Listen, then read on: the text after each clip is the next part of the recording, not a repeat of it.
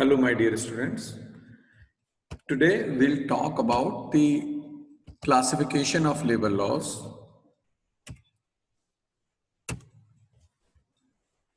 and as we all are aware that now we have the changed labor laws, or we can say the new codes. So when we talk about the classification of labor laws, we all are aware that while the employer has a fundamental right to run his business, and his right has to be adjusted with the employee's right to social justice. So employer, it's the fundamental right of the employer to run the business, and that right has to be adjusted with the employee's right to social justice. And the former pertains to the realm of fundamental rights in our constitution, and the other to the realm of the directive principles. And the ultimate aim is to have a peace in the industry so that the production may increase and the national economy may grow. And social justice is an application in the field of labor laws of the basic principle of sociological jurisprudence of harmonizing conflicting interests.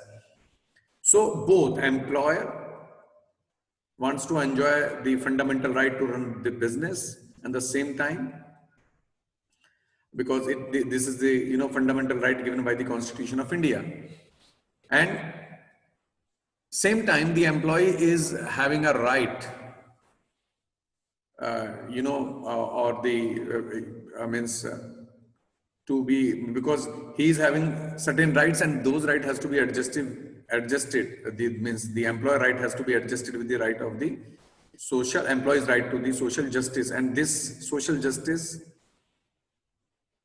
is through or the directed by the directive principles. And labor law seeks to regulate the relations between the employer or a class of employers or their employees, and to the access of these law, the widest one, and it touches the lives of more people, right? And law is a technique of regulation of social power.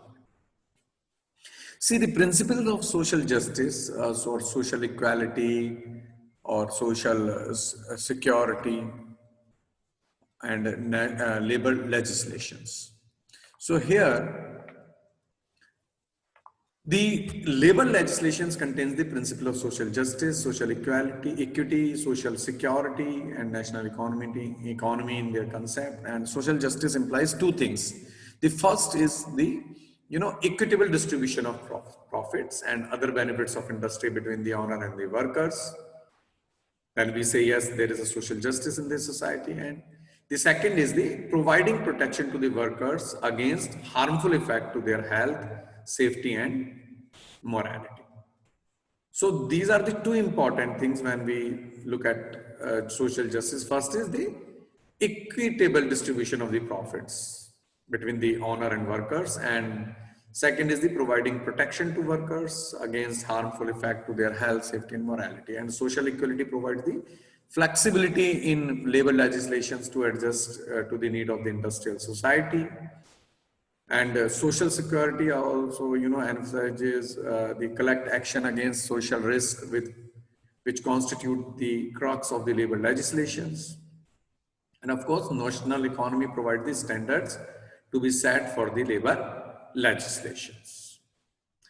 And human rights principles and human dignity postulates provide the broader base for the concept of the labor legislations. Thus, these principles are the fundamentals for understanding the concept of labor jurisprudence. When we talk about the objectives of the labor legislation, then we find that the establishment of social justice, or the establishment of the justice, whether it is social justice, political justice, or the economic justice, and the provisions of opportunities to all workers irrespective of caste, religion, creed, belief, for the development of their personality, and protection of weaker section in the community, maintenance of industrial peace, protection and improvement of labor standards, creation of conditions for economic growth, protect workers from exploitation, And it also guarantees the right of workmen to combine and form association or unions. And the other objective is the, to ensure the right of workmen to bargain collectively for the betterment of their service conditions, and make state interfere as protector of social well-being rather than to remain an onlooker, right? So these are the objectives of the labor legislations, that rather than becoming an onlooker, a state should interfere as a protector of social well-being and ensure human rights and human dignity. This is again one important objective of the labor laws, human rights and human dignity. When we talk about the classification of the labor legislations, then we can classify these labor legislations into regulative labor legislations, protective labor legislations, wage related or social security or the welfare both inside and outside the workplace, and miscellaneous one. Though in the next lectures we will discuss that what is the status now of these labor laws through new codes. As we all are aware, the new codes have been introduced. But here we are just classifying on the basis of the regulative labor legislations, protective labor legislations, wage related, social security, welfare both inside and outside the workplace, and the miscellaneous one, as we used to have, prior to these new labor codes, right? So earlier the classification was like we were having the regulative labor legislations, and the main objective of these regulative labor legislation is to regulate the relations between employees and employers, and to provide for methods and manners of settling industrial disputes. Such laws also regulate the relationship between the workers and their trade unions, the rights and obligations of the organizations of employers and workers, as well as their mutual relationship. So the main objective of the regulative legislation is to regulate the relations between employees and employers. We can name few regulative labor legislations: Trade Union Act 1926, Industrial Dispute Act 1947, Industrial Relations legislations enacted by State of Maharashtra, MP, Gujarat, UP, Industrial Employment Standing Orders Act 1946. And the other labor legislation we call the protective labor legislation. Under this category of labor legislations, that means those legislations fall whose primary purpose is to protect the labor standards and improve the working conditions of the working class. And laws laying down the minimum labor standards in the areas of hours of work or employment of children or supply or women in the mines, factories, plantation, transport, shop, and other establishment are included in this category. And some protective labor legislations here we can name: Factories Act 1948, which talks about the health, safety, welfare of the workers; the Mines Act 1952, which regulates the different welfare things under this act; the Plantation Labor Act 1951, Motor Transport Workers Act, the Shop Establishment Act, BD and Cigar Workers Act. After regulative and protective labor legislations, we have the wage related labor legislations. As I told you that in new labor codes, we have the different arrangements, but prior to that, we used to have these wage related labor legislations also, and the legislations laying down the methods and manner of wage payment as well as the minimum wages come under this category: the Payment of Wages Act 1936, the Payment of Bonus Act 1965, the Minimum Wages Act 1948, Equal Remuneration Act 1976. Likewise, we have the social security labor legislations also, and they used to cover those legislations which intend to provide to the workmen social security benefits under certain contingency of life and work. The Workmen Compensation Act 1923, the Coal Mines PF Act 1948, Employees State Insurance Act 1948, the Employees Provident Fund and the Miscellaneous Provisions Act 1952, the Payment of Gratuity Act 1972, Maternity Benefit Act 1961. So all those acts provides these, social security to the working class, right? The acts such as Maternity Benefit Act 1961 takes a special care of the female workers. While a female worker is on a family way, then what sort of benefit a female worker should enjoy? Or if a means the employee has contributed in the organization, right, with dedication, then means after completion of a particular span with the establishment, the employee would be entitled to receive the gratuity.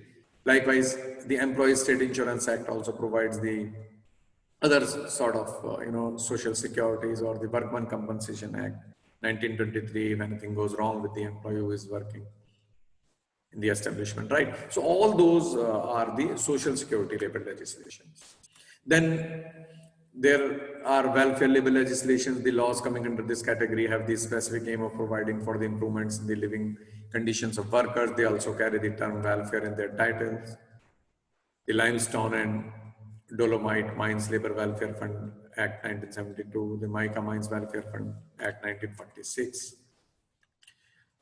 And there are other certain acts which you can see on this slide. The Sign Workers, Cine Workers, I beg your pardon, Welfare Fund Act 1981, BD Workers Welfare Fund Act 1976.